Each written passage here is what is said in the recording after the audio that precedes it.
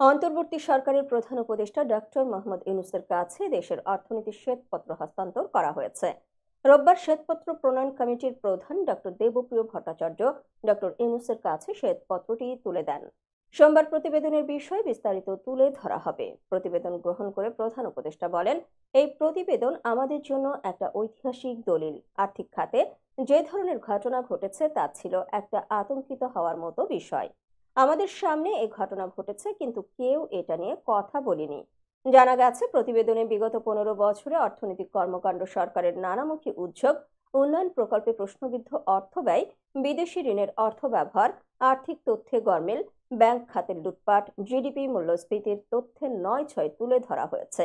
একই সঙ্গে বাজেট বাস্তবায়নে অস্বচ্ছতা ও রাজস্ব আহরণে পদক্ষেপের বিষয়টিও প্রতিবেদনে উঠে এসেছে। এছাড়া সংকট থেকে উত্তরণের পদক্ষেপও সুপারিশ করেছে শ্বেতপত্র প্রণয়ন কমিটি।